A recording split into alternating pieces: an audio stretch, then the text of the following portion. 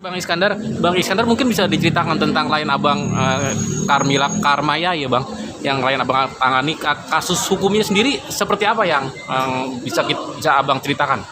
Oke, terima kasih rekan-rekan media ya.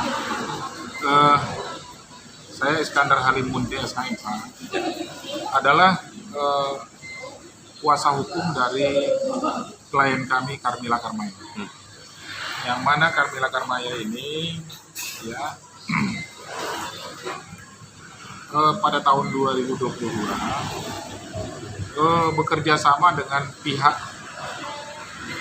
perusahaan ya PT Citra Arya Guna, yang mana selaku direkturnya adalah Marlon Mendet Kumakau selaku direktur utama, dan itu sebagai tergugat satu, dan tergugat duanya adalah inisial Eli Lois Mereta, yaitu sebagai tergugat dua, yang mana inisial Eli ini adalah sebagai komisaris di perusahaan PT Citra Arya. Nah, klien saya ini diajak untuk bekerja sama, yang mana ada proyek ya di Baharkam Mabes Polri yang nilainya itu puluhan miliar. Namun klien kami ini, Ibu Maya ini, diminta uang sebesar 7,1 miliar yang di dalam perjanjian dituangkan dalam perjanjian ditandatangani Ibu Maya dan direkturnya, yaitu Direktur PT Citra Arya Guna, yaitu sebagai tergugat satu. Kemudian kami lakukan somasi kepada para tergugat. Awalnya sebelum masukkan gugatan, kami melakukan somasi untuk melakukan pembayaran pokoknya saja dikembalikan. Namun itu sebenarnya ada keuntungan seharusnya kalau proyek itu berjalan sebesar 40% dari keuntungan yang harus diterima klien kami. Namun jangankan keuntungan, ya pokoknya saja itu tidak dikembalikan hingga saat ini. Lalu kami melakukan gugatan di Pengadilan Negeri Jakarta Selatan.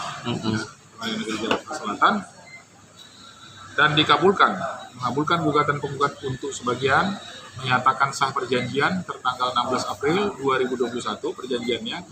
Kemudian kami karena tidak ada perintah bayar, maka kami melakukan banding.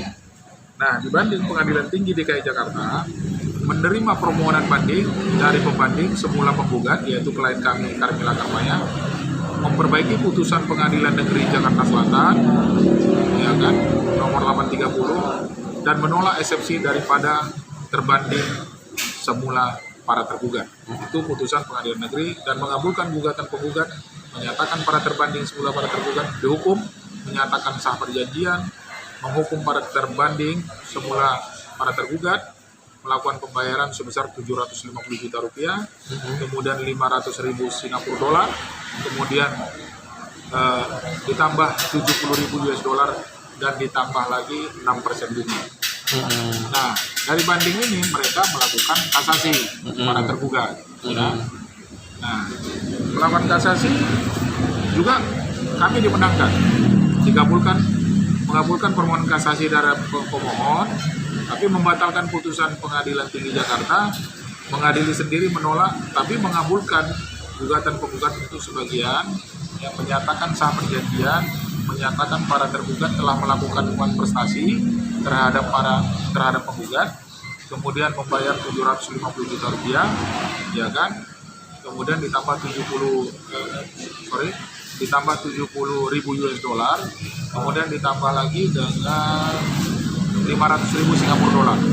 Nah, yang jumlah totalnya adalah 7,169.300.000 rupiah. Nah, itulah yang harus dibayar para tergugat, yang mana tadi PT Arya Guna yang diwakili oleh inisial Marlon, yang kemudian tergugat duanya yaitu adalah Eli, inisial Eli ya. Nah, lalu kami melakukan upaya, itu putusan kasasi, melakukan upaya permohonan eksekusi. Ya. Nah, permohonan eksekusi telah kami masukkan ke Pengadilan Negeri Jakarta Selatan, dan panggilan pertama pihak termohon eksekusi tidak ada yang hadir. Kemudian datang lagi panggilan untuk unmanning kepada termohon eksekusi yang kedua. Iya. Nah, tapi termohon yang pertama, tergugat 1 itu tidak hadir. Yang hadir adalah kuasa tergugat 2. Ya kan? Mereka menyatakan bahwa itu adalah tanggung jawab daripada tergugat 1. Karena tergugat 2 tidak pernah menerima uang tersebut, itu kata mereka. Iya. Nah, mereka memasukkan bantahan ya, yang sidangnya besok pada tanggal 17 September. Besok bantahannya. Nah, dan kita mudah-mudahan hadir besok untuk menghadapi bantahan ini dari kuasa hukum tergugat 2. Iya. Nah, bantahan ini anehnya tergugat 2 melakukan bantahan kepada penggugat klien saya dan tergugat 1. Padahal tergugat 1-nya adalah direkturnya. Tapi kenapa dia melakukan pembantahan kepada direkturnya sendiri? Iya. Nah, ini ada apa? Ya, nanti akan kita buktikan di persidangan. Berarti kan kami nanti sebagai penggugat duduk satu meja dengan tergugat satu. Iya. Kalau kemarin kan mereka satu meja dulu. Nah, Tergugat saja sekarang, 2 ya. sekarang ini tergugat 2, ya kan? Melakukan bantahan kepada kami sebagai penggugat, kuasa penggugat, dan kemudian nanti adalah tergugat 1. Nah, ini sangat menarik. Nah, besok mungkin teman-teman media kalau setelah sidang itu apa fakta-faktanya bisa kami sampaikan. Itu barangkali. Dan sejauh ini dari klien abang sendiri inginnya seperti apa terkait dengan kasusnya, permasalahan yang dihadapi oleh klien abang sendiri? Ya, klien saya itu maunya dibayar sesuai dengan putusan pengadilan. Iya. Apalagi putusan ini Mahkamah Agung. Iya. Dan kemudian mereka akan melakukan bantahan. Bantahan ini adalah tidak menghalangi daripada eksekusi. Ya, yang mana kami akan mohonkan eksekusi daripada aset-aset mereka. Nah, aset mereka nanti kami ajukan ke pengadilan, dan kemudian nanti pengadilan yang akan menetapkan untuk dilakukan eksekusi kepada aset mereka. Bang, itu aset mereka itu maksudnya aset terdakwa 1, apakah masih ada asetnya, masih banyak punya aset di perusahaan? Tergugat 1. Iya. Iya. Kan perusahaan kan punya nomor rekening.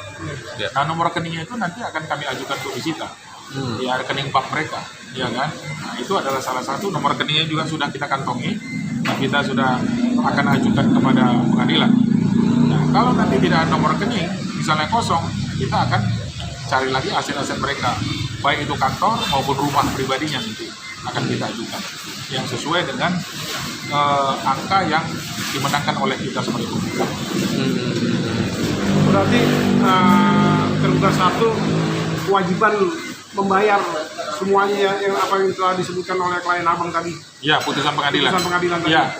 Ya, di dalam putusan pengadilan menyatakan bahwa tergugat 1 dan tergugat 2 tanggung renteng membayar bersama-sama. Iya. Jadi harus mereka berdua membayar, bukan malah mereka saling bantah. Apalagi kami diikutkan. Ini putusan pengadilan ini harus dihormati. Nah, harus dihormati. Begitu Pak. Sip.